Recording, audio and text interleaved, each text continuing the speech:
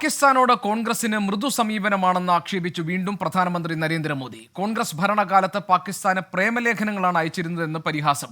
ഭീകരവാദം തടയുന്നതിൽ കോൺഗ്രസ് പരാജയപ്പെട്ടുവെന്നും കോൺഗ്രസ് നേതാക്കൾ അവർക്കു വേണ്ടി മാത്രമാണ് സമ്പാദിക്കുന്നതെന്നും നരേന്ദ്രമോദി പരിഹസിച്ചു.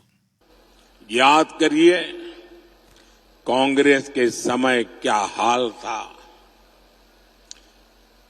यहां बम फूटते थे, आतंकवादी गोलियां चलाते थे, निर्दोषों को मौत के घाट उतारते थे और दिल्ली की सरकार पाकिस्तान को लव लेटर भेजती थी। लव लेटर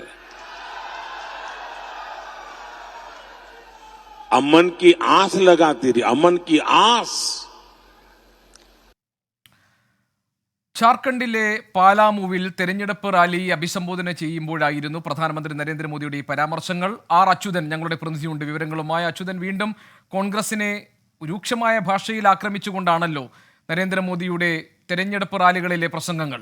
ഇപ്പോൾ പാകിസ്ഥാനോട് കോൺഗ്രസിന് മൃദു സമീപനമാണെന്ന ആരോപണം ഉന്നയിക്കപ്പെട്ടിരിക്കുന്നു.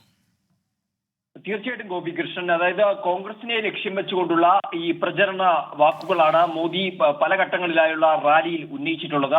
ഇന്ന് ജാർഖണ്ഡിലെ പലാമുവിലെ റാലിയിലും കോൺഗ്രസിനെതിരെ രൂക്ഷ വിമർശനമാണ് ഉന്നയിച്ചത്. അതായത് ഈ ഭീകരാക്രമണം നടന്ന സമയങ്ങളിൽ കോൺഗ്രസ് സർക്കാർ പാകിസ്ഥാന് പ്രേമലേഖനങ്ങൾ അയക്കുകയാണ് ഉണ്ടായതെന്നുള്ള പരിഹാസ രൂപേണയുള്ള വിമർശനങ്ങളാണ് ഉന്നയിച്ചിരിക്കുന്നത്. ഒപ്പം തന്നെ ഭീകരവാദം തടയുന്നതിൽ കോൺഗ്രസ് പരാജയപ്പെട്ടു.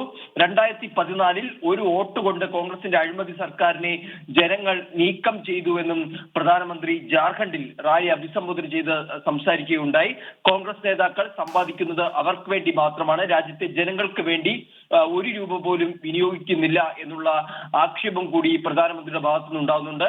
ഒപ്പം തന്നെ കഴിഞ്ഞ 25 വർഷമായി തനിക്കെതിരെ ഒരു അഴിമതി ആരോപണം പോലും ഇല്ല എന്നും കൂടി പ്രധാനമന്ത്രി നരേന്ദ്രമോദി പറയുകയുണ്ടായി. അങ്ങനെ ഇന്ത്യ മുന്നണിയല്ല, മറിച്ച് കോൺഗ്രസിനെ തന്നെ ലക്ഷ്യം വെച്ചുകൊണ്ടുള്ള ഒരു പ്രചാരണമാണ് മോദിയുടെ ഭാഗത്തു നിന്നും ഉണ്ടാകുന്നത്.